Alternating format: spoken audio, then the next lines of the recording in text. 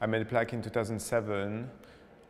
It's a video that is about 6 minutes long, and I wanted to confront the legacy of Glenn Gould, what he represents today as a monument, to something more superfluous and more in the background of the set on which he's playing the piano. And so I cast a slab of concrete in the same dimensions as the decor element Glenn Gould set, and so the camera is like switching from these two monolith constructions, from one to the other. I think the gaze, when you work with subjectivity as the eye of the camera, that becomes the eye of the viewer, and when you enter the detail in almost like very, very close-ups, then you can transform this camera into a very interesting critical eye that I find interesting to use.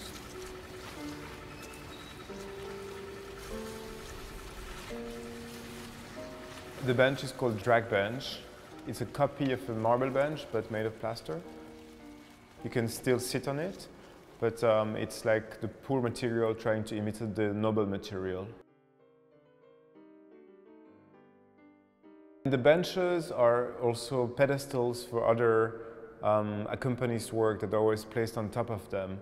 And so as a viewer, if you sit on the bench, you're like sitting next to an artwork, but you're also sitting on an artwork. I like this idea that there is this transference of like the function of the artwork, the artist behind the artwork, the viewer sitting on the artwork, becoming the artwork.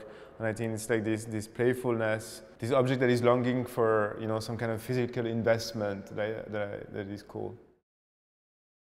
The 3 photographs are like photographic reproductions of sculptures that I did. For me it was important not to have only the work, the sculpture, the physical work that has a label or an artwork, but its photographic reproduction framed becomes a work in itself, and it manifests the absence of the three-dimensional object.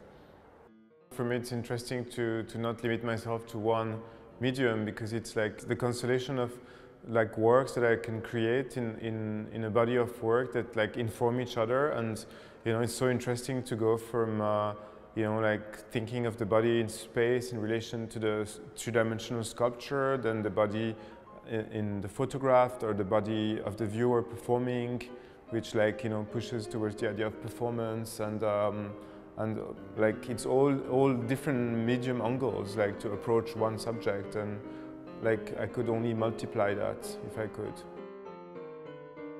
Sculpture is a gesture rather than, you know, the description of a particular way of looking at an art object.